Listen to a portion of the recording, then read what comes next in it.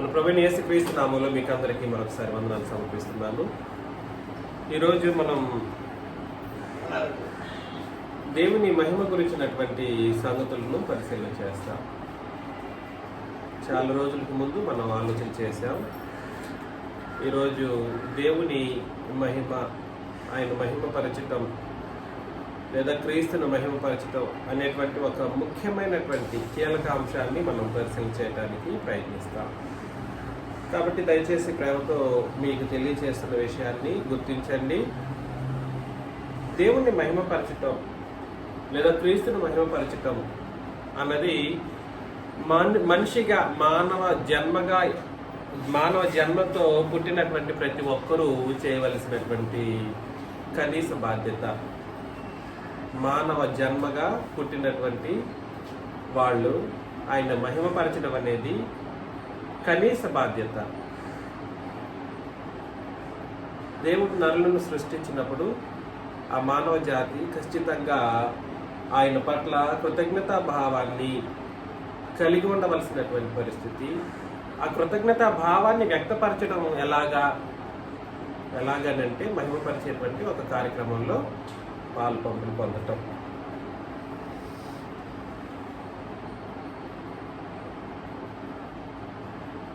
సత్యము దానికి ప్రాణం పోస్తుంది. దేవుణ్ణి మహిమపరిచేటువంటి విషయంలో మనం ఎంత మాత్రం కూర్చొని పాటలు పాడినా, ఆరాధన జరిగించినా, దేవుని యొక్క కార్యక్రమాలను చేసినా కూడా సరే, దానికి ప్రాణం పోసి ఆ మహిమపరిచేటువంటి కార్యక్రమం ఏదైతే ఉందో ఆ కార్యక్రమానికి ప్రాణం పోసేది ఏమిటనంటే సత్యం. అర్థమవుతుందా? లోకంలో క్రీస్తు సంఘం అన్న పేరు మీద చాలామంది చాలా బోధలు సత్యమని చెప్పి బోధిస్తూ ఉంటారు. అదేవిధంగా డినామినేషనలిజం అయితే ఏదేదో విషయాలను లేని కొన్ని సంగతులను సైతం కలుపుకొని అది సత్యమని, దేవుణ్ణి మహిమపరుస్తున్నామని చెబుతూ ఉంటారు. కానీ అదంతా సాధ్యమా? అదంతా కరెక్ట్ అంటారా అని అంటే కరెక్ట్ కాదు. సత్యం అనగా ఏమిటి? సత్యాన్ని బట్టి దేవుణ్ణి మహిమపరచటం, సత్యాన్ని బట్టి మనం మన యొక్క కృతజ్ఞత భావాన్ని ఆయన ఎలా చూపించటం. నువ్వు ఈరోజు పుట్టి ఇంత పెద్దవాడివి అయ్యావు,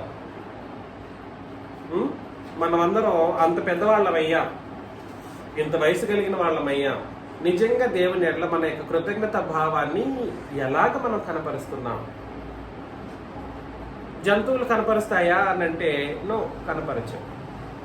కొన్ని రకాల ప్రజల గురించి కొన్ని రకాల ప్రజల గురించిలో ప్రాముఖ్యంగా ఒక రకాల మనుషుల గురించి మాట్లాడటం మనం గమనించాలి. ఒకసారి రోమిలకు రాసిన పత్రిక 8వ అధ్యాయాన్ని, మొదటి అధ్యాయాన్ని చదివినట్లయితే, రోమిలకు రాసిన పత్రిక మొదటి అధ్యాయం 18 నుండి మనం కొన్ని వచనాలను చదివినప్పుడు,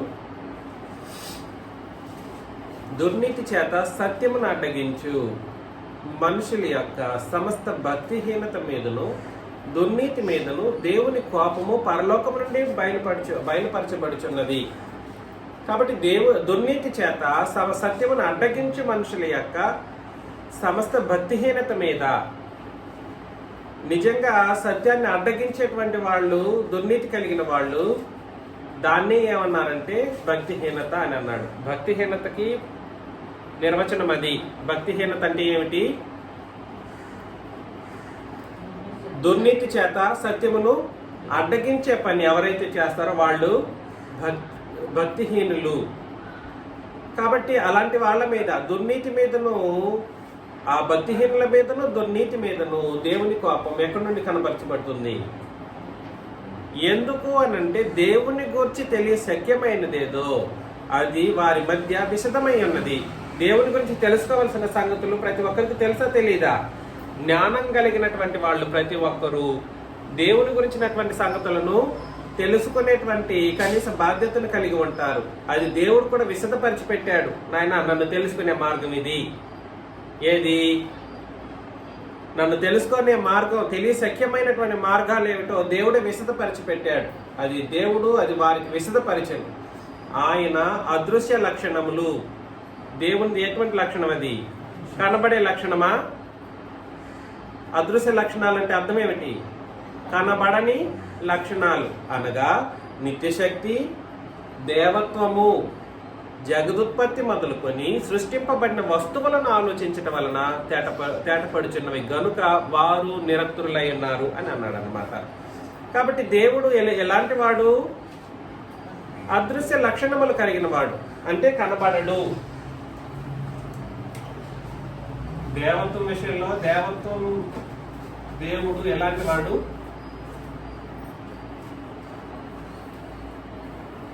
అదృశ్య లక్షణములు కలిగిన వాడు. ఇది ఏంటి? అదృశ్య లక్షణాలు ఏంటివి అవి? నిత్య శక్తి ప్లస్ దేవత్వం. నిత్య శక్తి ప్లస్ దేవత్వం. దీన్ని ఏమన్నారంటే అదృశ్య లక్షణములు అని అంటారు. దేవుడు అన్నవాడు కనబడడు మానవ జాతికి.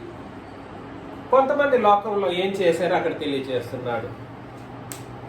ఇది వాస్తవానికి దేవుడు అన్నవాడు నిత్యశక్తి, దేవత్వము, జగదుత్పత్తి మొదలుకొని సృష్టింపబడిన వస్తువులు ఏంటండి? సృష్టింపబడిన వస్తువులు ఏంటివి? సూర్యుడు, చంద్రుడు, తర్వాత ఆకాశం, ఆకాశంలో నక్షత్రాలు, ఎక్సెట్రా ఎక్సెట్రా, భూమి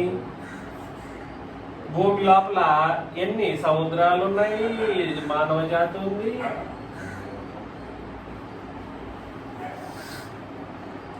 ఖచ్చితంగా ఒక విషయం అర్థం అవ్వాల్సిన విషయం ఏంటంటే దీంట్లో ఉన్న శక్తి సౌరశక్తి అని అంటారు. సౌరశక్తి, ఇందులో శక్తి ఉంది. ఇందులో చంద్రుడిలో శక్తి ఉంది. చంద్రుడిలో శక్తి లేకపోతే దాన్ని ఏది ఎక్కువ ఆకర్షిస్తే అది వెళ్ళిపడిపోతుంది. సో దీనికి శక్తి ఉంది. ఆకాశంలో శక్తులు ఉన్నాయి. వచనం చెప్పింది ఆకాశంలో శక్తులు కదిలింపబడతాయి అని అన్నాడు. ఆకాశంలో ఒకదానికొకటి వికర్షించుకునే శక్తి ఉన్నాయా? లేవా? ఉన్నాయి. భూమికి శక్తి ఉందా? భూమికి గురుత్వాకర్షణ శక్తి అని అంటారు. అలాగా ప్రతి ఒక్కరిలోనూ శక్తి అనేటువంటి ఒక మాట ఏదైతే ఉందో ఆ శక్తి అన్నిటిని కలిగించింది ఎవరు? నిత్య శక్తి కలిగినటువంటి దేవుడు. వాటికే శక్తి ఎట్లా వస్తుంది? వాటికే శక్తి కలగదు. మనం శక్తిని కలిగించేటట్లు చేయగలమనంటే it is impossible for anybody to impose the energy. నేను చెప్పడానికి ప్రయత్నం చేస్తున్న విషయాన్ని గుర్తించండి. ఇవన్నీ కలిగాయి అని అంటే ఇది ఏదో ఒక శక్తి కలిగిన శక్తి ఉన్న వాటిని సృష్టించగలదు. అదే ఆ వ్యక్తి ఎవరు అని అంటే దేవుడు. దేవుడు అనే ఆయన ఏం చేశారంటే తన నిత్య శక్తితో ఈ శక్తులు కలిగినటువంటి సమస్త అఖండాన్ని, బ్రహ్మాండాన్ని సృష్టించాడు. కాబట్టి ఆయన దేవత్వము ఉంది. ఈ దేవత్వం ఎవరికి మాత్రమే ఇవ్వబడింది? మానవ జాతికి. పుట్టిన ప్రతి ఒక్కరు కూడా సరే దేవత్వంలో భాగంగా పుడతారు. వాళ్ళు పెరిగే కొద్దీ పాపం చేయడం ద్వారా దేవ స్వభావాన్ని వాళ్ళు కోల్పోతారు. మరలా అది వాళ్ళు ఏం చేసుకుంటారు? అది పొందుకోవాల్సినటువంటి బాధ్యత మానవాళికి ఉంది. సో దీన్ని ఆలోచన చేసినప్పుడు ఖచ్చితంగా శక్తి తనకు తానుగా కలగదు ఎప్పటికీ కూడా సరే. ఈ రూల్ అర్థం చేసుకోండి, రాసి పెట్టుకోండి. శక్తి తనకు తానుగా కలగదు. సంగతి ఏమిటంటే అక్కడ చెప్పేశాడు 20వ వచనం మరొకసారి. ఆయన అదృశ్య లక్షణములు అనగా ఆయన నిత్య శక్తియు, దేవత్వమును, జగదోత్పత్తి మొదలుకొని సృష్టింపబడిన వస్తువులను ఆలోచించటం వలన. ఆలోచించాలి. అయ్యో సూర్యుడు ఉన్నాడు, సూర్యుడిలో 6000 డిగ్రీ సెల్సియస్ ఎల్లప్పుడు ఎలా ఉంటుంది? అందులో కొంత 1% పెరగదు, 1 డిగ్రీ పెరగదు, 1 డిగ్రీ తరగదు. అది ఎలా సాధ్యమయ్యింది అని ఆలోచన చేయాలి. జంతువుల్లాగా ఉండిపోకూడదు. ఏదో ఎండ వస్తుంది, ఏదో అనుభవించి అమ్ముపోతున్నాం అని జంతువుకి మనకి తేడా తెలియకుండా ఉండకూడదు. మానవ జాతి జ్ఞానం కలిగినటువంటి వాళ్ళు, ఆలోచించే శక్తి, సామర్థ్యాలను దేవుడు మనందరిలో పెట్టాడు. కాబట్టి పరిస్థితి ఏమిటంటే సృష్టించిన ఆయనను కనిపెట్టడం మానవునికి కనీస బాధ్యత. ఎవరు నన్ను సృష్టించారో తెలుసుకోవాల్సినటువంటి కనీస బాధ్యత సర్వమానవాళికి ఉంది నేడు. ఈ విషయాన్ని మనం ఆలోచన చేసినప్పుడు జంతువుల్లాగా మనం బ్రతకడానికి అవకాశము లేదు. అదే విషయాన్ని మాట్లాడుతూ వారు దేవునిని ఎరిగి, కొంతమంది దేవుడు అంటే కనబడడు, ఆయన నిత్య శక్తి కలిగిన వాడు అని ఎరిగి కూడా ఏం చేశారంట? ఏం చేయలేదు. దేవునిని ఎరిగి ఆయనను దేవునిగా మహిమపరచలేదు. దేవునిని ఎరగడం అని అంటే అర్థం ఏమిటనంటే, దేవుణ్ణి ఎరగడం అంటే అర్థం ఏమిటనంటే ఆయన యొక్క నిత్య శక్తిని, దేవత్వాన్ని గుర్తించటం. ఒక బొమ్మను, సిలువ బొమ్మను చేశానండి, మనం పోతూ వస్తూ ఉంటే సిలువ బొమ్మలు కనబడతా ఉంటాయి. ఈ సిలువ బొమ్మ నిత్య శక్తిని కలిగి ఉంటుందా? ఇందులో ఏమన్నా ఉంటుందా? చర్చ్ బిల్డింగ్ కట్టి పెడతారు, అందులో ఏమైనా నిత్య శక్తి ఉంటుందా? బుల్డోజర్ తీసుకెళ్తే అది దాన్ని పడగొట్టి ఏమైపోతుంది? పడిపోతుంది. ఇది నిత్య శక్తి ఇందులో ఉందా? లేదు. ఇందులో దేవత్వం ఉంటుందా? ఉండదు. కాబట్టి సృష్టించబడిన ఏ వస్తువుల్లోనూ ఏముండదు? దేవత్వం కానీ నిత్య శక్తి కానీ ఉండదు. అంటే అవి ఏం కాదు అని అర్థం. దేవుడు అవడానికి అవకాశము లేదు. దేవుడు అవడానికి అవకాశం లేదు. దేవుడు అన్నవాడు కనబడడు. ఫస్ట్ ఆఫ్ ఆల్ అదృశ్య లక్షణం కలిగిన వాడు. సిలువ బొమ్మనే కావచ్చు, ఇతరత్ర బొమ్మలు కూడా పెట్టుకుని ఇతర మతస్థులు ఆరాధన చేస్తారు. అవన్నీ వాడుకోగా ఏమైపోతాయి? మంచి పటం పెట్టుకున్నారు, ఆ పటం చించేస్తే ఏమవుతుంది? చిన్నగిపోతుంది. దాంట్లో నిత్య శక్తి ఉందనుకుంటే అది అజ్ఞానం. యేసుక్రీస్తు పటమే పెట్టుకొని బంగారంతో చేసి పెట్టుకున్నా కూడా సరే, ఇల్లు మండిపోయింది అనుకోండి, అది కరిగిపోతుంది. బంగారం అయినా ఇవన్నీ అయినా ఇంక ఎటువంటి భౌతిక పరమైనటువంటి దేంతో సృష్టించినా కూడా సరే అది దృశ్యమైనది. కాబట్టి దృశ్యమైతే ఏమైపోతుంది? లయమైపోతుంది, నాశనం అయిపోతుంది. కాబట్టి పరిస్థితి ఏమిటంటే, దేవుడు అంటే కనబడని వాడని, దేవుడు అంటే శక్తి కలిగిన వాడని, అది ఎల్లప్పుడూ ఉండే శక్తిని కలిగిన వాడని, దేవుడు అంటే దేవత్వం కలిగిన వాడని గుర్తించగలిగినటువంటి వాళ్ళు ఏం చేయాలంటే ఆయనను దేవునిగా మహిమపరచవలసినటువంటి బాధ్యత ఉంది. దేవుని ఎరిగిన వాళ్ళు ఏం చేయాలి? ఆయనను దేవునిగా ఎరిగి దేవునిగా మహిమపరచలేదు, కృతజ్ఞతాస్తుతులు చెల్లింపను లేదు, కానీ తమ వాదముల యందు వ్యర్థులైరి. అలా వ్యర్థులైనప్పుడు ఏం చేస్తాడంటే దేవుడు 22 ఏమవుతుందంటే పరిస్థితి, వారి అవివేక హృదయం ఏమైపోతుంది? అంధకారమాయను, తాము జ్ఞానులమని చెప్పుకొనుచు బుద్ధిహీనులు ఎలా అవుతారు? చెప్పేశాడు కింద వచనంలో. వారు అక్షయుడగు దేవుని మహిమను, అక్షయుడు అంటే అర్థం ఏమిటి? నాశనం కానివాడు. వాస్తవానికి అక్షయుడు అంటే అర్థం ఏమిటి? నాశనము కానివాడు. అక్షయుడకు దేవుని మహిమను క్షయమైపోయేటువంటి మనుషుల రూపంలో దేవుడు అని అంటాడు. క్షయమకు మనుషుల యొక్కయు పక్షుల యొక్క ఏ పక్షిని చూస్తే ఆ పక్షిని దేవుడు అంటాడు. ఆ తర్వాత చతుష్పాద జంతువులు, 4 కాళ్ళ జంతువులను చూసి దేవుడు అంటాడు. తర్వాత పురుగుల్ని, పాము ఒక పురుగు జాతికి సంబంధించింది, పాముని చూసి దేవుడు అంటారు. ఏంటండి? వాటికి ప్రతిమ స్వరూపంగా మార్చేశారు దేవుని యొక్క మహిమను. ఎవరి యొక్క మహిమను? దేవుని యొక్క మహిమను జంతువులకి, దేవుని యొక్క మహిమను మనుషులకి, దేవుని యొక్క మహిమను చతుష్పాద జంతువులకు, పక్షులకి, పురుగులకి, వీటిని చూస్తే అందులో దేవుడు ఉన్నాడు, అది దేవుడు అన్నట్లుగా వాటికి మొక్కడం బుద్ధిహీనతకు మూలం. దేనికి మూలం? బుద్ధిహీనతకు మూలం. ఈరోజు దేవుడిని గుర్తించగలిగినటువంటి మనం ఆయన్ను మహిమపరచవలసినటువంటి బాధ్యత ఉందా లేదా? మహిమపరిచే బాధ్యత ఉందా లేదా? ఏంటి సార్, ఉందా లేదా? ప్రతి ఆదివారం కలుస్తున్నారా మరి? కాబట్టి వాళ్ళ లెక్కలో భాగంగా తయారవుతారు. ఎవరి లెక్కలో? బుద్ధి లేని వాళ్ళ లెక్కలో చేర్చబడతారు. దయచేసి మిమ్మల్ని ప్రేమతో హెచ్చరిస్తున్న విషయాన్ని గ్రహించండి. దేవుడు మహిమకు పాత్రుడు. ఆయన్ను మహిమపరిచేటువంటి పరిస్థితుల్లో మహిమపరచకపోతే వారి యొక్క హృదయం అంధకారం అయిపోతుంది. హృదయం ఏమైపోతుంది? అంధకారం అయిపోతుంది. జ్ఞానులుగా ఉన్న జ్ఞానులు బాగా చదివినప్పటికీ కూడా సరే బుద్ధిహీనుల లెక్కన దేవుడు చూస్తాడు. బుద్ధిహీనుడు వీడు ఎంత బుద్ధిహీనుడు అయ్యాడని చూస్తాడు. ఎందుకంటే ఆయన మహిమపరచలేని కారణాన్ని బట్టి. ఆయన మహిమని తీసుకెళ్ళి ఏ జంతువులకో ఏ వాటికో బొమ్మలకో దీనికో చేసేటువంటి ఒక పరిస్థితి. ఈ హేతువు చేత 24 ఈ హేతువు చేత వారు తమ హృదయముల దురాశలను అనుసరించి తమ శరీరములను పరస్పరం అవమానపరుచుకున్నట్లు దేవుడు వారిని అపవిత్రతకు అప్పగించి పట్టేస్తాడు, వదిలిపెట్టేస్తాడు. పో, నీ మార్గంలో నువ్వు నడువు అని వదిలేస్తాడు. 25 అండర్లైన్ చేసుకోవాలి. అట్టి వారు దేవుని సత్యమును ఏం చేస్తారు? అసత్యమునకు మార్చి సృష్టికి ప్రతిగా సృష్టమును పూజించి సేవించిరి, యుగ యుగముల వరకు ఆయన స్తోత్రార్హుడై ఉన్నాడు అని అన్నాడు అనమాట. సత్యమును అసత్యమునకు మార్చి సృష్టికర్తకు ప్రతిగా ఏం చేస్తారు? సృష్టాన్ని పూజించుతారు. ఏ దేవుడైతే ఉందిలే అనే లెక్కకి దిగజారిపోతారనమాట. తర్వాత సంగతి సృష్టికర్తను వదిలిపెట్టేస్తారు, సృష్టిని ఏం చేస్తారు?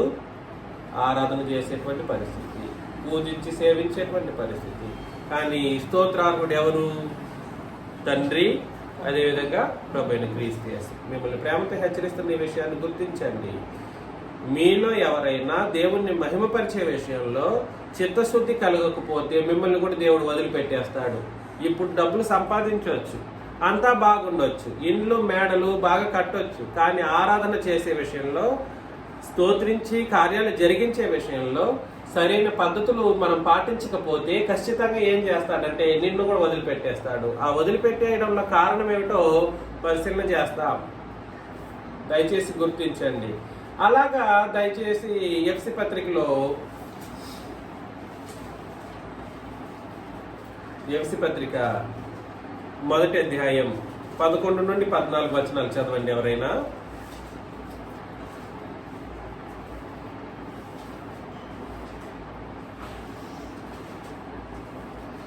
దేవుని మహిమకు కీర్తి కలుగుటకై ఆయన సంపాదించుకునే ప్రజలకు 1వ అధ్యాయం 11 నుండి 14. దేవుని మహిమకు కీర్తి కలుగుటకై ఆయన సంపాదించుకున్న ప్రజలకు విమోచనము కలుగు నిమిత్తము ఈ ఆత్మ మన స్వాస్థ్యమునకు సంచకరువుగా ఉన్నాడు. ఈ హేతువు చేత ప్రభువైన యేసునందలి మీ విశ్వాసమును గూర్చి పరిశుద్ధులందరి ఎడల విశ్వాసమును గూర్చి నేను వినినప్పటి నుండి మీ విషయమే మానక దేవునికి కృతజ్ఞతాస్తుతులు చెల్లించుచున్నాను. మరియు చాలు. సో పరిస్థితి ఏమిటంటే క్రీస్తునందు ముందుగా నిరీక్షించిన మనము తన మహిమకు కీర్తి కలుగజేయవలెనని దేవుడు తన చిత్త ప్రకారమైన సంకల్పమును బట్టి మనల్ని ముందుగా నిర్ణయించి ఆయన యందు స్వాస్థ్యముగా ఏర్పరచును. ముందుగా నిర్ణయించి అనే మాట ఏమైనా అర్థమైందా?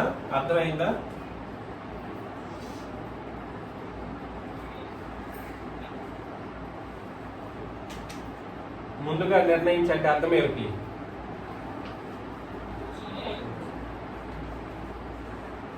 ఎటర్నల్ ప్లాన్ అంటే నిత్య సంకల్పం. ముందు అంటే ఏముంది? ఇది భూమి ముందు జగత్తు పునాది వేయబడ్డానికి ముందుగానే ఆయన యొక్క నిర్ణయం ఒకటి ఉంది. ఏమిటి ఆ నిర్ణయం అని చెప్పేసి అన్నాడనంటే ఎవరెవరైతే క్రీస్తునందు ముందుగా నిరీక్షించిన మనము తన మహిమకు కీర్తి కలుగజేయవలెనని దేవుడు తన చిత్త ప్రకారమైన సంకల్పమును బట్టి మనల్ని ముందుగా నిర్ణయించి ఆయనకు నిర్ణయం ఏమిటనంటే ఎవరెవరైతే క్రీస్తునందు నిరీక్షణ ఉంచుతారో, ఆయన నమ్ముకుంటారో, ఆయన యందు విశ్వాసం ఉంచుతారో వాళ్ళు ఆయన ఏం చేయాలి? తన మహిమకు కీర్తి కలుగజేసేటువంటి ఒక నిర్ణయాన్ని పెట్టాడు. దేవుని యొక్క మహిమకు కీర్తి కలుగజేయడం అంటే అర్థం ఏమిటి? కీర్తి కలుగడం అంటే అర్థం ఏమిటి? ఘనపరచటం. అది ఆరాధన కావచ్చు, స్తుతించటం కావచ్చు, ప్రార్థన చేయటం కావచ్చు. ఇవన్నీ ఆయన మహిమను కీర్తించేటువంటి కార్యాల్లో భాగం ఆరాధన. బైబిల్ తరగతుల్లో మనం కూడుకుంటే దేవుడు ఏం చేయబడతాడు? మహిమపరచబడతాడు. ఆరాధనలో కూర్చుంటే దేవుడు క్రీస్తు ఏం చేయబడతారు? మహిమపరచబడతారు. మనం స్తుతించి పాడితే కార్యక్రమాలు జరుగుతాయి. ఇరువురు మహిమపరచబడతారు, కీర్తించబడతారు. ఆయన మహిమకు కీర్తి కలగటం కొరకు ఈ మనుషులు ఏర్పాటు చేయడం కొరకు దేవుడు ఎప్పుడు నిర్ణయం చేశాడనంటే ముందుగానే నిర్ణయించి పెట్టాడంట. ఎవరెవరైతే క్రీస్తు యేసునందు నిరీక్షణ నుంచి వస్తారో వాళ్ళు ఆయన ఏం చేస్తారు? తండ్రిని లేదా క్రీస్తుని, ఆయన మహిమని ఏం చేస్తారు? కీర్తించి పాడతారు. అబ్బా నన్ను ఎంత గొప్పగా ఇప్పుడు పాడాక చాలా మంచి పాటలు పాడారు. అద్భుతమైనటువంటి పాట యేసుక్రీస్తు ఆయన గురించి లాస్ట్ పాట పాడినాం కదండి, చాలా అద్భుతమైనటువంటి పాట. ప్రభు యేసును ఆరాధించుతుందని పాడాం. ఖచ్చితంగా ఆరాధన చేయాలి, ఈ విషయం తెలియాలి. ఇంకా మీరు సత్యవాక్యమును అనగా మీ రక్షణ సువార్తను విని క్రీస్తునందు విశ్వాసం ఉంచి వాగ్దానం చేయబడిన ఆత్మ చేత ముద్రింపబడితిరి. అర్థమవుతుంది కదండి? సత్యవాక్యాన్ని ఏం చేయాలి? మహిమ కలిగించడం కొరకు మహిమపరచడం అంటారు. దేవుణ్ణి మహిమపరచడం అని చెప్పేసి సత్యవాక్యాన్ని గాల్లో కలిపేస్తూ ఉంటారు. నేను చెప్పాను, ఆయన మహిమపరచడానికి కేంద్రం లేదా ఆయన మహిమపరచడానికి ప్రాణం పోసే ఆ కార్యక్రమాలకు ప్రాణం పోసేది ఏమిటనంటే ఏమిటి? సత్యవాక్యము. మహిమకు సత్యవాక్యం మహిమ కలిగించడం కొరకు వాడవలసింది. ఎట్లా పడితే అట్లా మహిమపరుస్తానంటే కుదరదు. నేను నా ఇంట్లో కూర్చుంటాను, మీరందరూ అవసరం లేదులే, నేను బైబిల్ పెట్టుకుంటాను, నేను పాడుకుంటాను, నేను కీర్తిస్తానంటే కుదిరే పని కాదు. 66 పుస్తకాలను బట్టి ఆరాధన చేస్తానంటే కుదరదు. ఎట్లా? 66 పుస్తకాలు నేను మహిమపరుస్తాను అన్నంటే కూడా కుదరదు. అలాగనుకున్నారు మనుషులు. ధర్మశాస్త్రాన్ని బట్టి కూడా దేవుడు మహిమపరచబడతాడు ఇప్పుడున్నటువంటి కాలంలో అనుకున్నారు. కానీ ఆనాడు ధర్మశాస్త్రాన్ని బట్టి ఆయన మహిమపరిచినటువంటి జనాంగం ఎందరైతే ఉన్నారో వాళ్ళలో అనేకులు తప్పిపోయారంట. ఒకసారి రోమీయులకు రాసిన పత్రికకి వెళదాం. 3వ అధ్యాయంలో రోమాపత్రిక 3:19 నుండి చదవండి. ప్రతి నోరు మూయబడినట్లు సర్వలోకము దేవుని శిక్షకు పాత్రమగునట్లు ధర్మశాస్త్రం చెప్పుచున్న వాటన్నిటిని ధర్మశాస్త్రముకు లోనైన వారికి చెప్పుచున్నదని ఎరుగుతాము. ధర్మశాస్త్ర సంబంధమైన క్రియల మూలముగా ఏ మనుష్యుడును ఆయన దృష్టికి నీతిమంతుడని తీర్చబడడు. ధర్మశాస్త్రం వలన పాపమనగా ఎప్పుడు తెలియబడుచున్నది. పాపమనగా ఏమిటో తెలియపరచు. అంటే పాత నిబంధనలు చదవడం వలన, పాత నిబంధన బోధన వలన ధర్మశాస్త్రం పాపం అంటే ఏమిటో తెలిసి వస్తుంది. ఇట్లుండగా ధర్మశాస్త్రముకు వేరుగా దేవుని నీతి బయలుపడుచున్నది. దానికి ధర్మశాస్త్రమును ప్రవక్తలు సాక్ష్యం ఇచ్చుచున్నారు. అది 23 చదువు. ఏ భేదమును లేదు, అందరూ. ఎందుకు అందరూ అని అన్నాడంటే ఇక్కడ అన్ని జనులేమో పాపంలో ఉన్నారు. ఆల్రెడీ వాళ్ళని పాపులుగా వాళ్ళు ఉన్నారు. ఇశ్రాయేలు జనాంగానికి ఏమి ఇచ్చాడు దేవుడు? పాత నిబంధనలు ఇచ్చాడు, లేదా ధర్మశాస్త్రాన్ని ఇచ్చాడు. వీళ్ళు పరిశుద్ధంగా బ్రతికే అవకాశాలు ఉందా అని అంటే పాపం అనగా ఏమిటో ధర్మశాస్త్రం తెలియజేస్తూ వచ్చింది. ఉదాహరణకు ఒక పాత నిబంధన ఆజ్ఞను చదివారు అనుకోండి. ఆజ్ఞ ఏం చెప్తుందనంటే పాత నిబంధనకు ప్రాణం పోసేటువంటి ఆజ్ఞ అందాం. ఉదాహరణకు మన రోమీయులకు రాసిన పత్రిక 9వ అధ్యాయం 13:9 కూడా చదివినప్పుడు నిన్ను వల్ల నీ పొరుగు వాడిని ప్రేమించమని ఒక ఆజ్ఞ ఉందనుకోండి. ఆ ఆజ్ఞను పాటించాలంటే ఏం చేయాలి? నన్ను నేను ఎలా ప్రేమించుకుంటానో అలాగే ఇతర వ్యక్తిని నేనేం చేయాలి? ప్రేమించాలి. ఆ విషయంలో ఏ ఒక్కరూ పాటించగలిగారా? నన్ను నేను ఎలా ఉండాలని అనుకుంటానో అలాగే ఎదుటి వ్యక్తి ఉండాలని కోరుకోవడం అనే ఒక అద్భుతమైనటువంటి పాత నిబంధన ఆజ్ఞను ఏ ఒక్కడు నెరవేర్చలేకపోయాడు. నెరవేర్చకపోతే ఏమయ్యాడు?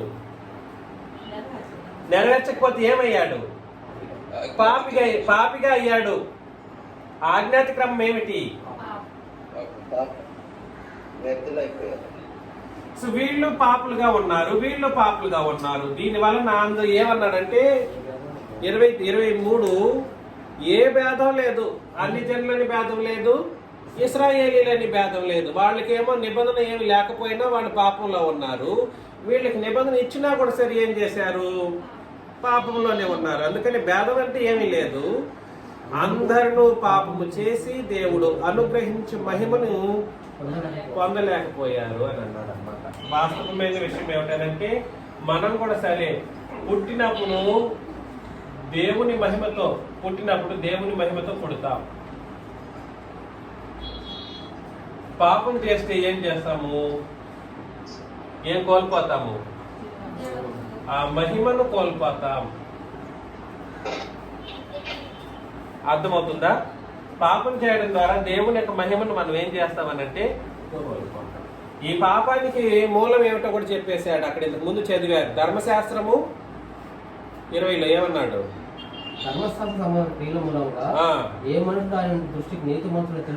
ఏ మనుష్యుడు ఆయన దృష్టికి నీతిమంతుడిగా తీర్చబడడు.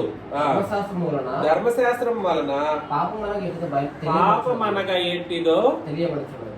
చూసారా? ధర్మశాస్త్రం అంటే ఏదో నీతికి సంబంధించిన పుస్తకం అని ఇప్పుడు చాలా మంది చదువుతూ ఉన్నారు. అందులో నీతి ఉందని, అందులో ధర్మశాస్త్రం భక్తిని బోధిస్తుందని ఏదేదో పనికిరాని మాటలు చెప్పి బోధనలు చేసి వెళ్ళిపోయారు. అది ఒక మనిషిని ఏం చేస్తుందనంటే పాపంలో కూర్చేస్తుంది అన్నమాట. పాత నిబంధన, ధర్మశాస్త్రం అనే పాత నిబంధన. అందుకని ఏమన్నాడంటే ఏ భేదం లేదయ్యా. ఎందుకు అలా అనుకుంటున్నారు? ఏ భేదం లేదు. ఆనాడు బ్రతికిన ఇశ్రాయేలీలతో పాటుగా అన్ని జనులు అందరూ కలిసి ఏం చేశారంటే అందరూ ఏమైపోయారు, పాపము చేసినందున దేవుని మహిమను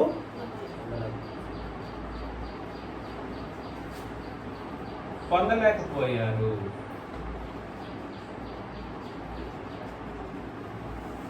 మీరు గుర్తుపెట్టుకోండి. ఇప్పుడు సత్యవాక్యం అనేది ఏమిటో తెలుసుకోండి దయచేసి. సత్యవాక్యం ఈ మహిమను పొందుకున్నటువంటి దేవుని మహిమను పొందుకోవడం అనేటువంటిది ఏదైతే ఉందో, దేవుని మహిమను పొందుకోవటానికి ఇప్పుడు ఏ నిబంధన మాత్రమే చాలా మందిలో ఉంది, చలామణిలో ఉన్న నిబంధన. దీనిని దేవుడు ఏం చేశాడంటే సంకల్పం చేసి పెట్టాడు. సో సంకల్పము ఇలా ఎవరైతే దేవుని మహిమను పొందుకున్న జనాంగం వస్తారో, ఈ దేవుని మహిమను పొందుకున్న జనాంగాన్ని బట్టి ఆయన మహిమపరచబడాలి లేదా దేవుని మహిమకు కీర్తి కలగాలి అనే ఒక కార్యక్రమం సంకల్పం చేయబడింది. ఎప్పుడు? భూమి పుట్టడానికి మునిపే. ఈ సూర్య చంద్ర నక్షత్రాలు ఏమీ లేవు, ఆకాశం లేదు, ఇవేమి లేనప్పుడు దేవుడు ఏం ప్లాన్ చేశాడంటే, అయ్యో వీళ్ళు కూడా కాదు, ధర్మశాస్త్రం ప్రకారంగా కూడా కాదు నేను మహిమపరచబడవలసినటువంటి మాకు. ఎందుకంటే ధర్మశాస్త్రము ఏం చేసింది, పాపం అనగా ఏమిటో తెలియజేయడం ద్వారా మనుషులు పాపంలో కూరుకుపోయారు. దాని ద్వారా ఏ ఒక్కడునూ నీతిమంతుడిగా చేయబడలేదు. అయితే ఇది దీనివల్ల సాధ్యం కాకపోగా క్రొత్త నిబంధన ప్రకారం ఎవరైతే పుట్టబోతారో వాళ్ళు ఈ సత్యవాక్యమును బట్టి, ఏ సత్యవాక్యమును బట్టి, దీనికి మరొక పేరు ఏమిటి, క్రొత్త నిబంధన సత్యవాక్యం. ఈ సత్యవాక్యమును బట్టి దేవుణ్ణి మహిమపరిచేటువంటి ఒక అద్భుతమైనటువంటి పరిస్థితులను కలిగి ఉండేటట్లుగా దేవుడు ముందుగానే ఏం చేసి పెట్టారు. అందుకని మరొకసారి నేను రీస్టేట్మెంట్ చేస్తున్నాను. అదేమిటంటే 66 పుస్తకాలను బట్టి దేవుణ్ణి మనం మహిమపరచడానికి అవకాశం ఉంది.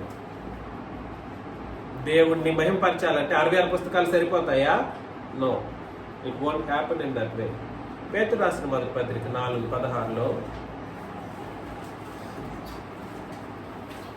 పేతురు రాసిన మొదటి పత్రిక 4:16,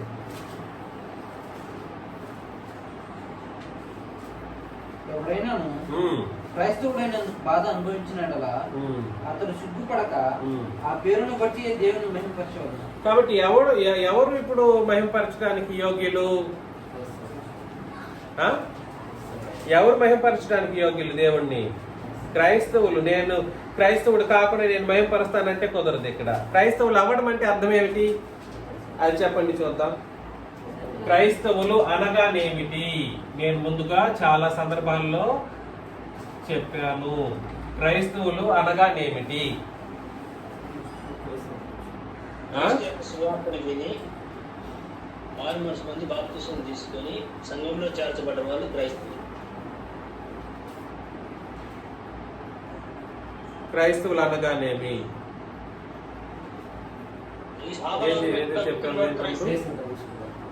ఈ పని ఎందుకు ఇట్లా మాట్లాడతారు?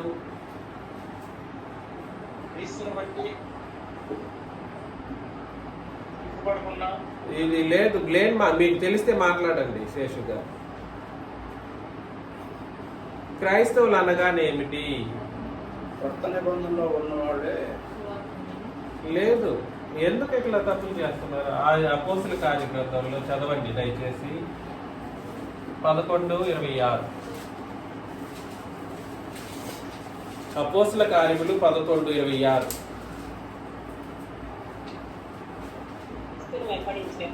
కాదండి, వారు 1 సంవత్సరం అంతయు సంఘములో ఉండి. ఎక్కడ? ఫస్ట్ అండ్ ఫార్మోస్ట్ ఇన్ఫర్మేషన్ ఏమిటంటే సంఘంలో సంఘంలో ఏం చేయాలి? వాళ్ళు సంఘంలో ఉండాలి. సంఘంలో ఉండడం అంటే అర్థం ఏమిటి? సంఘంలో సభ్యత్వం.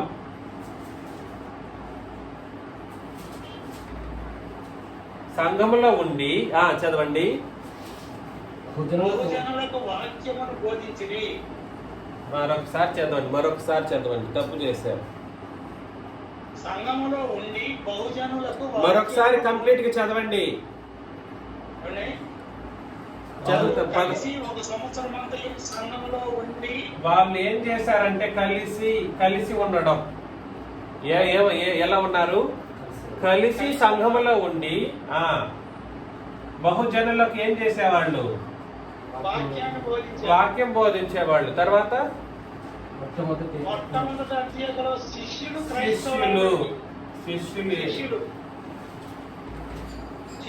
చేసిన వాడు క్రైస్తవుడు. కాబట్టి ముందు కలిసి ఉండాలి. కలిసి ఉండే ప్రసక్తి లేకపోతే నువ్వు క్రైస్తవుడు అవడానికి యోగ్యుడు కాదు. కలిసి ఉండడం అంటే అర్థం ఏమిటి? సంఘానికి రాకపోవడం. అది ఆన్లైన్లో అయినా పర్లేదు, ఆఫ్లైన్ అయినా పర్లేదు. ఆఫ్లైన్లో అయితే సంతోషం, ఆన్లైన్లోనైనా సంతోషమే. కలిసి ఉండడానికి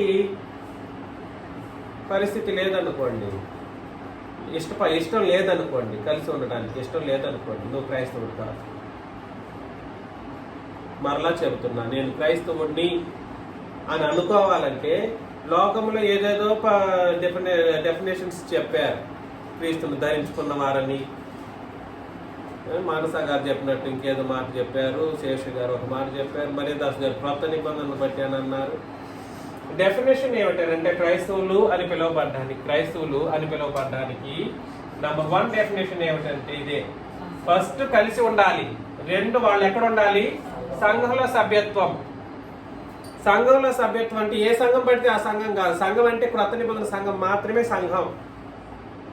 దీనికి మరలా తిరిగి సంఘానికి వివరణ నేను ఇవ్వలేదు ఈరోజు. తర్వాత వాళ్ళు ఏం చేయాలి? బహుజనులకు వాక్యమును బోధించాలి. బోధించే అంత సామర్థ్యం కలిగి ఉండాలి. క్రైస్తవుడిని అని చెప్పుకుంటే, నేను క్రైస్తవుడిని అని చెప్పుకొని కొన్ని 10 సంవత్సరాలు నేర్చుకుంటూ కూడా సరే వాక్యాన్ని బోధించలేని సామర్థ్యాన్ని కలిగి ఉంటే నువ్వు క్రైస్తవుడు అవ్వడానికి యోగ్యుడు కావు. తర్వాత శిష్యులు అనే మాట అర్థం ఏమిటి? What do you mean by student? Disciple అని అంటారు. ఇంకా ఏం చేస్తారు? నేర్చుకున్న వాళ్ళ శిష్యులు అంటే ఒకటి, first of all they should learn first. Learn చేసిన దాన్ని ఏం చేయాలి? వాళ్ళు లర్న్ చేసిన దాన్ని ఏం చేయాలి? పాటించాలి. లేదా they should keep up the things that they have learn. ఏదైతే నేర్చుకున్నారో దాన్ని ఏం చేయాలి? వాళ్ళు పాటించాలి. వాళ్ళనే శిష్యులు అని అంటారు. కాబట్టి ముందు కలిసి ఉండాలి. సంఘంలో ఎక్కడ కలిసి ఉండాలి? ఎక్కడ పడితే అక్కడ కాదు, సంఘంలో కలిసి ఉండాలి. ఏ ఒక్కరితో మరొకరు విభేదమైనటువంటి పరిస్థితులు కలిగి ఉంటే కూడా సరే దేవుడు నిన్ను క్రైస్తవుడిగా క్రైస్తవురాలిగా చూడడు. సంఘంలో సభ్యత్వం పొందడం అంటే అర్థం ఏమిటి? ఇంతకీ క్రొత్త నిబంధన ప్రకారం బాప్తిస్మం తీసుకోవడం. సుబ్బులమ్మ గారు బాప్తీసం తీసుకున్నారని చెప్పేసి వాళ్ళ కొడుకులు క్రైస్తవులు అవుతారా? కాదు. నరేంద్ర బాప్తీసం తీసుకున్నారని చెప్పేసి వాళ్ళు పుట్టిపోయే పిల్లలు క్రైస్తవులు అవుతారా? వాళ్ళు క్రైస్తవులు కాదు. క్రైస్తవులు అనేది క్రైస్తవత్వం అనేది it is a personalized belief అన్నమాట. అర్థమవుతుందా? అది ఎవరి వ్యక్తిగతానికి సంబంధించింది. అక్క విమలక్క బాప్తీసం తీసుకుందని చెప్పేసి సరయు క్రైస్తవురాలు అవుతుందా? అవదు. ఇది ఎవరు బాప్తీసం చేసుకుంటే వాళ్ళే సంఘంలో సభ్యత్వం పొందుతారు. మా కూతురి కోసం నేను తీసుకున్నానని అక్క చెప్పారనుకోండి, మా కుటుంబం అంతటి కోసం నేనే బాప్తీసం తీసుకుంటానయ్యా అంటే నేనేమో నాకు అంటాను. అట్లాంటి పద్ధతి గ్రంథం చెప్పదు. ఎవరి పాపాలు వాళ్ళే కడుక్కోవాలి. సో పరిస్థితి ఏమిటంటే సంఘంలో సభ్యత్వం ఉందా అనేది ఇక్కడ ప్రశ్న. నాకు సంఘంలో సభ్యత్వం ఉంది అని అంటే నువ్వు క్రైస్తవుడు అవడానికి మొదటి మెట్టు ఎక్కావు. కరెక్ట్. సభ్యత్వం ఉందంటే మొదటి మెట్టు ఎక్కావు. కలిసి ఉండాలి. కలిసి ఉండకపోయినా నువ్వు క్రైస్తవుడు అవడానికి ఇంకా కుదరదు. వాక్యము నేర్చుకుంటూ ఉండాలి. అదేవిధంగా వాక్యము బోధించే అంత పరిస్థితి సామర్థ్యాన్ని తీసుకురావాలి. శిష్యులుగా ఎల్లప్పుడూ బైబిల్ తరగతులు అంటే రావాలి, కూర్చోవాలి, నేర్చుకోవాలి, కార్యాలు జరిగించాలి. వీళ్ళని ఏమన్నారనంటే క్రైస్తవులు అని అంటారు. వీళ్ళు మాత్రమే దేవుణ్ణి ఏం చేయాలి? ఎవరు పడితే నేను మహింపరుస్తానంటే కుదరదు. ఇక్కడ ఇదేమి దారిని పోయే దాని కథలు లాంటివి కాదు. నేను దేవుణ్ణి మహింపరిచేశాను, కానుకలు వేసేసాను, నేను అది చేసేసానంటే కుదరదు. నువ్వు ముందు చేయవలసిన పని ఏమిటి? క్రైస్తవుడు అవ్వడానికి అయినటువంటి ప్రయత్నం చేస్తూ దేవుణ్ణి మహింపరచాలి. దేవుడు ఎక్కడ మహింపరచబడతాడు? సంఘములో మహింపరచబడతాడు. ఎఫెసీ పత్రిక 3వ అధ్యాయము 21వ వచనం. ఎఫెసీ పత్రిక 3:21 మనం చదివినట్లయితే, మనలో కార్యసాధకమైన తన శక్తి చొప్పున మనము అడుగు వాటి అన్నిటికంటేనో. కాబట్టి కరెక్ట్ గా మన సంఘంలో ఉంటే మనం అడిగేది మాత్రమే కాదు, అడుగు వాటి అన్నిటికంటేను మనం ఊహించలేని ఆశ్చర్యకరమైన వాటికంటేనప్పుడు సరే అత్యధికంగా చేయ శక్తి కలిగిన నిత్య శక్తి కలిగిన దేవుడు క్రీస్తు యేసు మూలముగా సంఘములో తరతరములు సదాకాలము చూసారా? ఆయన సంఘములో ఏం కలగాలి? నేను నా వ్యక్తిగతంగా చేసుకుంటానంటే కూడా కుదరదు. నేను అదే దేవుడు, నేను అదే సంఘం పేరు కూడా వాస్తవానికి క్రీస్తు సంఘం అని పెట్టుకుంటే కూడా క్రీస్తు సంఘం కాదు. ఒక మన సంఘం ప్రపంచం మొత్తానికి నిజమైనటువంటి క్రొత్త నిబంధనలు పాటించే సంఘమే నిజమైన సంఘం. దయచేసి గుర్తించండి. ఎక్కడ పడితే అక్కడ దేవుడు మహిమపరచబడతాడంటే అసాధ్యమైనటువంటి ఒక పని. సంఘంలో మహిమపరచాలి. క్రీస్తు సంఘం అనే పేరు పెట్టుకున్నంత మాత్రాన్ని కూడా సరే అది సరైనటువంటి సంఘంగా ఉంటుందని అంటే సంఘంగా ఉండదు. సో ఎందుకనంటే ఎందుకు సంఘంగా ఉండదు ఒకసారి పరిశీలన చేయండి, ఒకసారి పునః పరిశీలన చేయండి అని అంటే, సంఘ ప్రారంభం ఎక్కడి నుండి ప్రారంభమైంది? సంఘం ఎక్కడి నుండి ప్రారంభమైంది? సంఘ ప్రారంభం ఎక్కడ జరిగింది? తిరిగి చూడండి. ఎక్కడ అంటే మీరు అందరూ ప్రాంతాన్ని బట్టి చెప్పకండి. ఎక్కడ వచనంతో చెప్పండి. క్రొత్త నిబంధన ఎప్పుడైతే ప్రారంభమైందో అప్పటి నుండి అపోస్తల కార్యములు 20:28 ఏమన్నాడు? దేవుడు తన స్వరక్తమిచ్చి సంపాదించిన తన సంఘ స్వరక్తం ఎక్కడిచ్చాడు? సిలువలో ఇచ్చాడు. సిలువ నుండి క్రొత్త నిబంధన సంఘం అనేది ప్రారంభమై, సిలువకు ముందు ఆ సంఘం ఉందా? సిలువకు ముందు ఆ సంఘం లేదు. దేవుడు తన స్వరక్తం ఇచ్చి సంపాదించిన తన సంఘం. సిలువకు ముందు అది ఉందా? అది లేదే. సిలువకు ముందు చెప్పినటువంటి వచన భాగాలు కూడా చదువుకోండి, అది ఉన్నట్టుగా నువ్వు గుర్తించలేవు. సిలువ నుండి రక్తం కార్చినప్పటి నుండి సంఘం. క్రొత్త నిబంధన ఎప్పటి నుండి? 1 కొరింథీ 11:25 ఏమన్నాడు? 1 కొరింథీ 11:25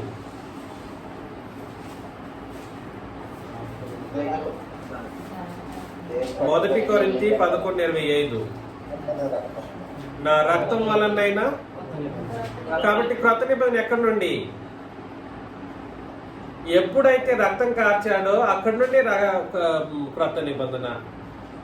సంఘము క్రొత్త నిబంధన, సంఘము సిలువ నుండే, క్రొత్త నిబంధన సిలువ నుండే. ఆ తర్వాత మానవ పాప క్షమాపణ సిలువ నుండే. ప్రతి ఒక్కటి ఎక్కడి నుండి జరిగింది? సిలువలో ఆయన రక్తం కార్చినప్పటి నుండి జరిగింది. విశ్వాసము సిలువ నుండి.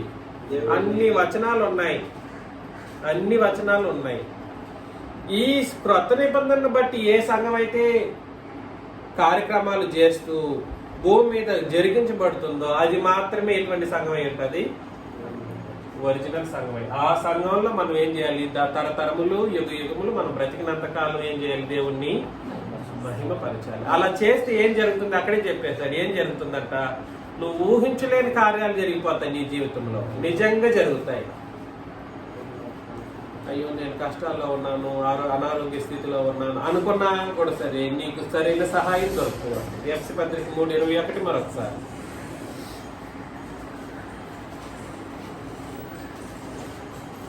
మనలో కార్యసాధకమైన తన శక్తి చొప్పున శక్తి కలిగిన దేవునికి మూలంగా సంఘంలో తరతరములు సదాకాలం మహిమ కలుగుగాక. చూసారా? కాబట్టి క్రీస్తు మూలముగా తరతరములు ఎక్కడ జరగాలి? సంఘములో మహిమ కలుగాలి. నేను వ్యక్తిగతంగా చేసుకుంటాను, అట్లా చేస్తాను, ఇట్లా చేస్తాను, వాక్య అసత్య క్రొత్త నిబంధన ప్రకారం కాకుండా కూడా చేస్తాను అని అంతా చేస్తూ అనుకుంటే నువ్వు దేవుడిని నిజంగా మహిమపరచలేదు. ఇప్పుడు నేను మరలా చెబుతున్నా, ఎవరెవరైతే క్రొత్త నిబంధన తృణీకరించారో, మీ బాపట్లలో కావచ్చు, మీ చీరాల్లో కావచ్చు, ఇతరత్ర ప్రాంతాల్లో గుంటూరులో కావచ్చు, చెన్నైలో కావచ్చు, అమెరికాలో కావచ్చు, ఆస్ట్రేలియాలో కావచ్చు, ఏ ప్రాంతంలోనైనా కావచ్చు, క్రొత్త నిబంధన ప్రకారం దేవుడు కానీ క్రీస్తు కానీ మహిమపరచబడకపోతే దేవుడు వాళ్ళని ఏం చేసేస్తాడు? అపవిత్రతకు విడిచిపెట్టేస్తాడు. నువ్వు బ్రతుకు, సంతోషంగా బ్రతుకు. కానీ నీకు జరగాల్సినటువంటి పరిస్థితి నేను ఎప్పుడు చేస్తాను? కొన్ని తీర్పులో నీకు తగిన తీర్పు తిన్నాను, నీకు తగిన శిక్షను నేను అమలుపరుస్తాను అంటాను అనమాట దేవుడు. సో దేవుణ్ణి మహింపరచడానికి కొన్ని మార్గాలను మనం పరిశీలన చేస్తాం. దేవుణ్ణి మహింపరచడానికి ముందుగా మనం ఏం ఆలోచన చేశాము? దేవుణ్ణి మహింపరచడం అంటే ఏమిటో పరిశీలన చేశాం. ఎలా మహింపరచాలి అంటే, దేవుణ్ణి మహింపరచడానికి మానవుడు కలిగి ఉన్నటువంటి బాధ్యతను ఎలా స్వీకరించాలో మనం పరిశీలన చేశాం. ఎలా స్వీకరించాము? ఆయన మనల్ని సృష్టిని చేసి మనల్ని చేసినందుకు మనం ఆయన్ని గుర్తించి దేవునిగా ఎరిగి ఆయన ఏం చేయాలి? మహిమపరచాలి అని ఆలోచన చేస్తాం. అది కనీస బాధ్యత, సర్వమానవాళికి అది కనీస బాధ్యత. ఆ బాధ్యతను పరిశీలన చేశాం. అదేవిధంగా ఏమని పరిశీలన చేశాము? ఆ బాధ్యతను కలిగినటువంటి వాళ్ళు ఎవరో పరిశీలన చేశాం. ఎవరై ఉంటారు అని అంటే, ఆయన మహిమపరచడానికి, కృపా మహిమకు కీర్తి కలిగేటువంటి కార్యక్రమంలో ఎవరైతే రాబోతారో వాళ్ళని దేవుడు ఏం చేశాడు? ముందుగానే నిర్ణయించి పెట్టాడు. ఈ ముందుగా నిర్ణయించడం అంటే మనుషులను బట్టి అనే కార్యక్రమంగా కాకుండా మరి ఎలా ఆలోచన చేయాలి? సంఘము కరెక్ట్. లోకేష్ని దేవుడు నిర్ణయించలేదనుకోండి, అబ్బాయి సంఘంలో చేర్చబడడానికి అవకాశం ఉంటుందా? మహిమపరచబడడానికి అవకాశం ఉంటుందనంటే ఆయన మహిమపరచడం. ఈ నిర్ణయం అనేది వాస్తవానికి ప్లాన్ ఆఫ్ యాక్షన్ గురించి ఆలోచన చేసి ఎటర్నల్ ప్లాన్కి సంబంధించింది. ఇది సంఘములకు సంబంధించిన మాట. ఇది వ్యక్తిగతంగా ఆలోచన చేసే విషయం కాదు. సంఘాన్ని నిర్ణయించినప్పుడు, సంఘంలో కార్యక్రమాలు జరిగిస్తూ ఉన్నప్పుడు దేవుడు తన మహిమకు కీర్తి కలిగేటట్లుగా చేశాడు. అది ఎలా జరగాలి? సత్యవాక్యమును బట్టి జరగాలి. దేన్ని బట్టి జరగాలి? సత్యవాక్యం. ఇప్పుడు ధర్మశాస్త్రం ప్రకారమా లేదా క్రొత్త నిబంధన ప్రకారమా అని అంటే, ధర్మశాస్త్రం ప్రకారం అయితే ప్రతి ఒక్కరూ, అన్ని జనులు, ఇశ్రాయేలీయులు, ఆ కాలంలో ఉన్న ప్రతి ఒక్కరు కూడా పాపం చేసి ఏం చేశారు? దేవుని మహిమను పొందలేకపోయారు. అది చదివామా లేదా? చదివా. ఇప్పుడైతే ఎవరెవరైతే క్రీస్తు యొక్క క్రైస్తవులుగా మారారు, అంటే సంఘంగా ఉన్నారో, వాళ్ళు మాత్రమే ఏం చేయగలరు? దేవుని మహిమపరచడానికి యోగ్యులుగా ఉన్నారు అనే ఒక సుస్పష్టమైనటువంటి అవగాహనను క్రొత్త నిబంధన చట్టం మనకు హెచ్చరించింది. వీళ్ళు పాపులు, వీళ్ళు క్రైస్తవులు. ఇందులో కూడా సరే క్రైస్తవులని భ్రమపడే వాళ్ళు ఉన్నారు, కానీ వాళ్ళు క్రైస్తవులు కాదు. క్రైస్తవులు అయ్యేటువంటి ఒక కార్యక్రమం సంఘానికి సంబంధించింది, అది సిలువ నుండి ప్రారంభమైంది.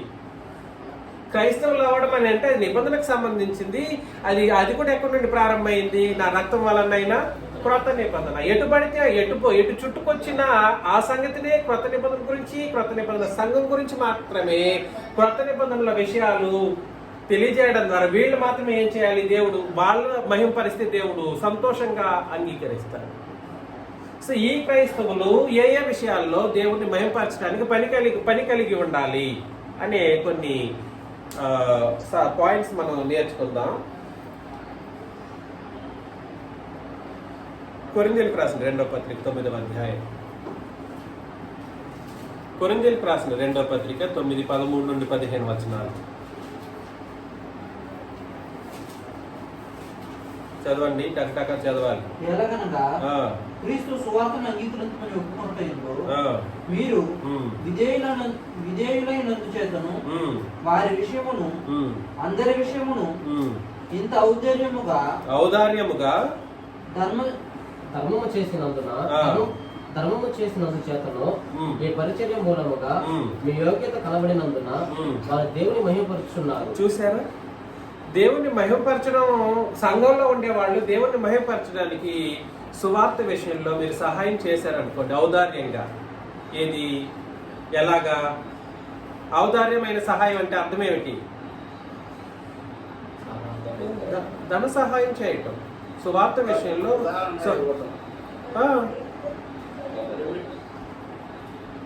సువార్త విషయంలో నిజంగా అయ్యో సహోదరులు వెళ్ళారు, సువార్త చెప్పడం కోసం వెళ్ళారు, వాళ్ళకి ఆ పరిస్థితులు ఎలా ఉన్నాయో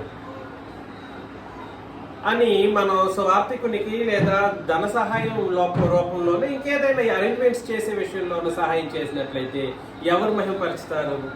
ఎవరిని మహిమపరుస్తాం మనం? దేవుణ్ణి మహిమపరుస్తాం. సో దేవుణ్ణి మహిమపరచడానికి సువార్త విషయంలో సహోదరునికి ఏం చేయాలి? ఔదార్యంగా ధర్మం చేయాలి, ఔదార్యంగా ఇవ్వాలి. పరిచర్యను బట్టి ఔదార్యంగా ఇవ్వాలి.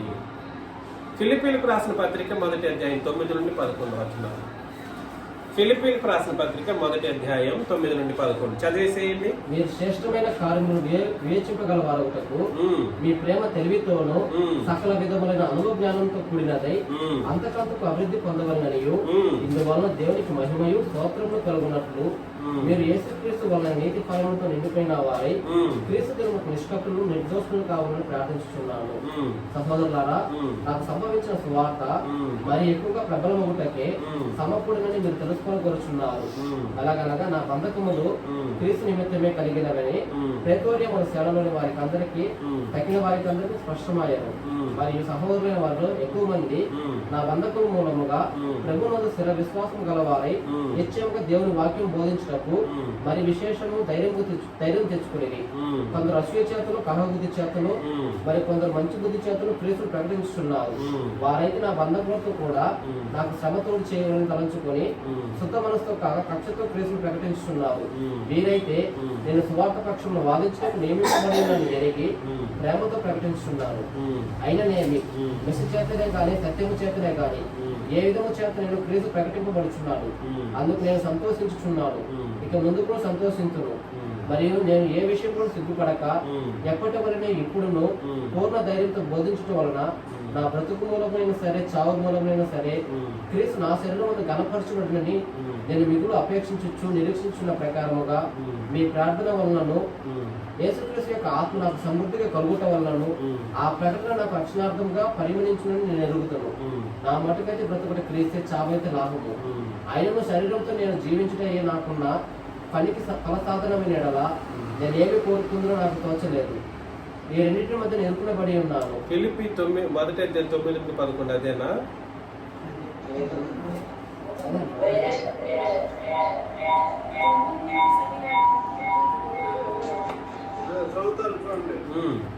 మీరు శ్రేష్టమైన కార్యములను వివేచింపగలవారు. మీ ప్రేమ తెలివితోనూ సకల విధములైన అనుభవ జ్ఞానంతో.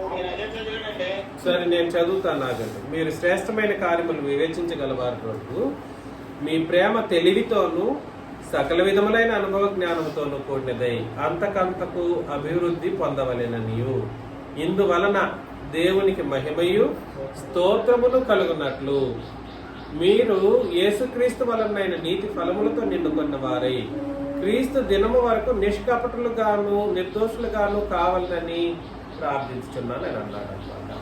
కాబట్టి పరిస్థితి ఏమిటి? శ్రేష్టమైనటువంటి కార్యాలను వివేచించాలి. శ్రేష్టమైనటువంటి కార్యాలు అంటే దైవ కార్యాలు, దేవునికి సంబంధించినటువంటి కార్యాలు శ్రేష్టమైనది. ఆ శ్రేష్టమైనటువంటి కార్యాల గురించి ఏం చేయాలి? వివేచన కలిగి ఉండాలి. అంటే ఆలోచన చేయాలి. అయ్యో, ఆ రోజు బైబిల్ తరగతి కదా, మనం ఉంటే దేవుని కార్యాన్ని జరిగించిన వాళ్ళం అవుతాం కదా. మీ ప్రేమ తెలివితో ఉండాలి, అజ్ఞానంతో ఉండకూడదు. ప్రేమించే విషయంలో కూడా సరే, ఎవరిని పడితే వాళ్ళతో పాటు పట్టాలు వేసుకొని తిరిగేటువంటి పరిస్థితిని ప్రేమ అనిపించదు. అది తెలివితో కూడిన ప్రేమ కాదు. ఎటు పడితే అటు బ్రతకొచ్చి అనేటువంటిది ప్రేమతో కూడినటువంటి, ఎవరిని పడితే వాళ్ళు ప్రేమించి ఇష్టారాజ్యంగా బ్రతకొచ్చి అనేది తెలివితో కూడినటువంటి ప్రేమ కాదు. తర్వాత సకల విధములైనటువంటి అనుభవ జ్ఞానంతో కూడినదై అంతకంతకు అభివృద్ధి పొందవలెననియు ఇందువలన ఏం చేస్తాడు దేవుడు? చూసారా? కాబట్టి శ్రేష్టమైనటువంటి కార్యాలు, బైబిల్ తరగతులు కానీ, ఆరాధన కానీ, పాటలు పాడేటువంటి విషయాల్లో కానీ, ఈ ఫుల్ డే బైబిల్ తరగతుల్లో కానీ డబ్బులు ఇచ్చేస్తాం అయిపోయింది అనేది కూడా కాదు ఇక్కడ కావాల్సింది. డబ్బులు ఇస్తే సంతోషం, సువార్త కార్యక్రమాలు ఇవ్వడం మంచిది, కానీ అంతటితో ఆపేస్తే కాదు. నేను వెళ్తున్నాను మీరు చూసుకోండి అని అంటే కూడా కాదు. ఇక్కడ మీ వంతు కార్యాలు మీ చేయి ఇక్కడ కలగాలి, జరగాలి. ఇక్కడ మీ ప్రత్యక్షత అనేది ఉండాలి. అందుకే వెసులుబాటు కల్పించాం. ఏమిటి? డైరెక్ట్ గా కలవకపోయినా you have online meetings also. Google Meet ఉంది, కలవండి. ఏమైపోయింది? ఏంటి అట్లా పరిస్థితి? దేవుణ్ణి మహిమపరచకుండా ఎందుకుంటారు? ఎలా ఉండగలుగుతున్నారు? దేవుణ్ణి మహిమపరచడం మొదటి ప్రాధాన్యతగా మన జీవితంలో పెట్టుకోవాలండి. లేదనంటే చాలా కష్టమైపోయే పరిస్థితి ఉంది. అర్థం చేసుకోండి. కొరింథీయులకు రాసిన 2వ పత్రికలో 4:13 చదివినట్లయితే, కొరింథీయులకు రాసిన 2వ పత్రిక 4:13 కృప ఎక్కువ మంది ద్వారా ప్రబలి దేవుని మహిమ నిమిత్తము కృతజ్ఞతాస్తుతులు విస్తరింపజేయలాగున సమస్తమైనవి మీ కొరకై ఉన్నవి కాగా విశ్వసించుతుని కనుక మాటలాడి. 2 కొరింథీ 4:13 అదేనా?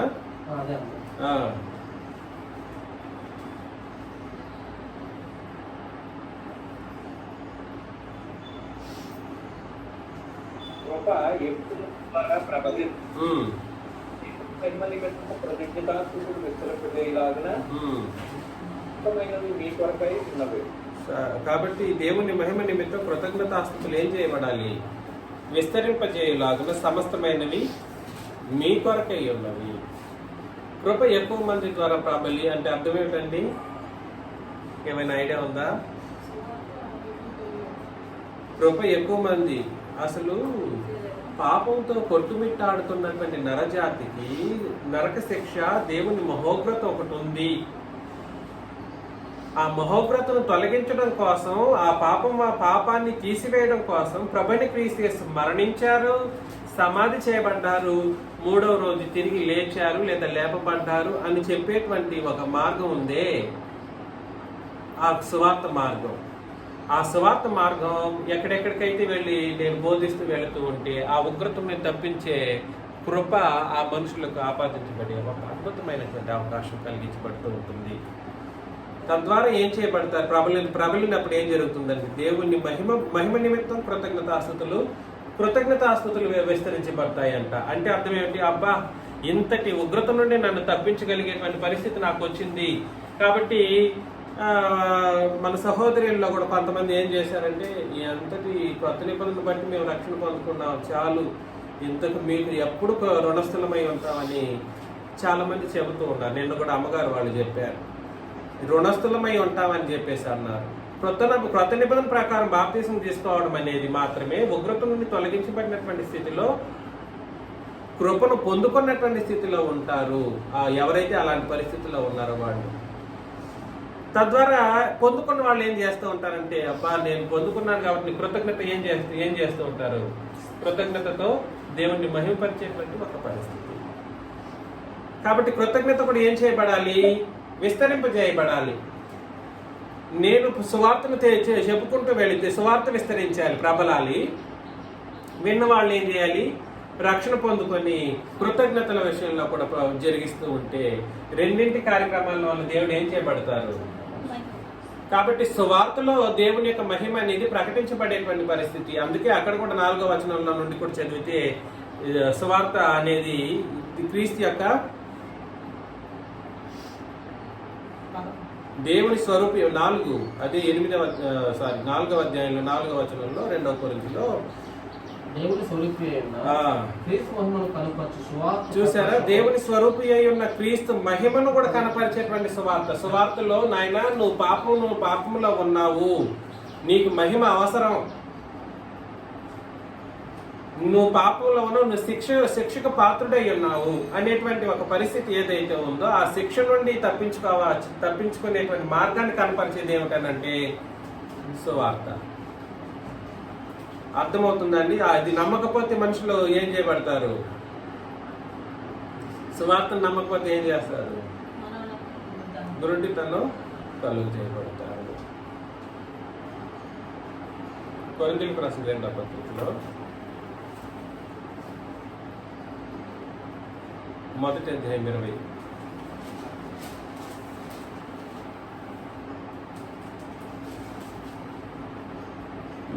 దేవుని వాగ్దానములు ఎన్ని అయినను అన్నియు క్రీస్తునందు అవునన్నట్టుగానే ఉన్నవి గనుక మన ద్వారా దేవునికి మహిమ కలుగుటకై అవి ఆయన వలన నిశ్చయములై ఉన్నవి.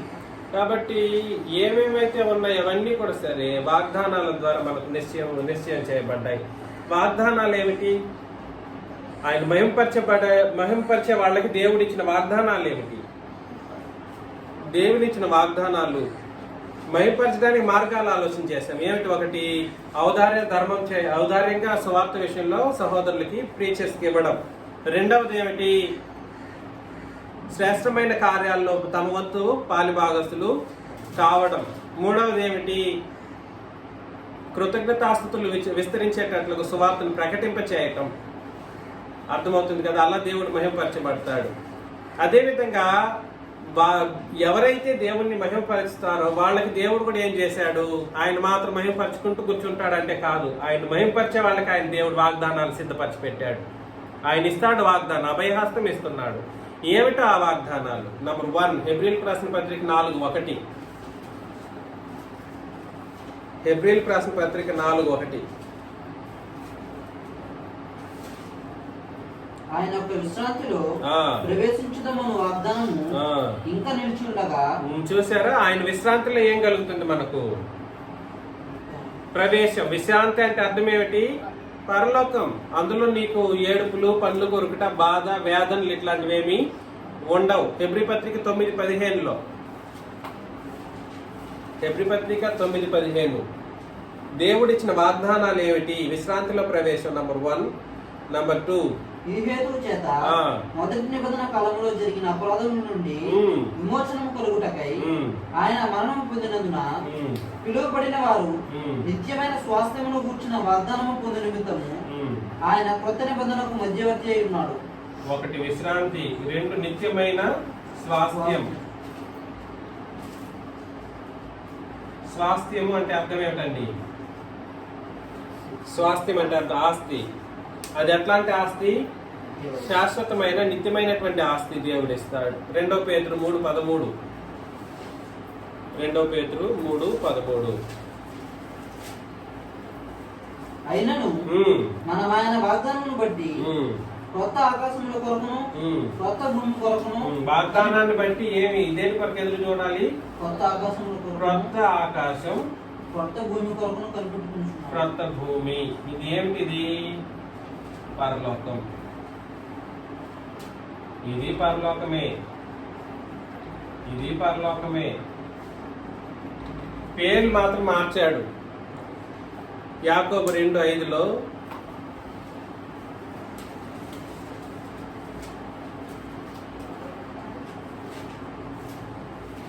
నా ప్రియ సహోదరులారా ఉమ్. ఆలకించుడి. ఉమ్. ఈ లోక విషయంలో ఉమ్. దరిద్రులైన వారిని ఉమ్. విశ్వాసమందు ఉమ్. భాగ్యవంతులుగాను ఉమ్. తను ప్రేమించు వారికి ఉమ్. తాను వాగ్దానం చేసిన రాజ్యమునకు వారసులుగాను ఉండుటకు దేవుని ఏర్పరచుకోలేదా? ఏమిటి రాజ్యం ఏమిటి? అది కూడా పరలోకం. ఏమిస్తాడు? సో దీన్ని అంతటిని ఏమంటారంటే పరలోకము. దేవుణ్ణి పరచకపోతే వచ్చే నష్టం ఏమిటి? మహిమపరిచిన వాళ్ళకి కలిగే లాభం ఏమిటి? ఎవరైతే ఆయన్ను మహిమపరుస్తారో, దేని ప్రకారం మహిమపరచాలి? కారణాలు చూసాం. సత్యవాక్యమును బట్టి జరిగించాలి. ఎవరు మహిమపరచాలి? సంఘములో ఉన్న వాళ్ళు మహిమపరచాలి. ఎవడు పడితే వాళ్ళు నేను మహిమపరుస్తానంటే కుదరదు. ఎవరు మహిమపరచాలి? క్రైస్తవులు మహిమపరచాలి. ఎవరు మహిమపరచలేకపోయారు?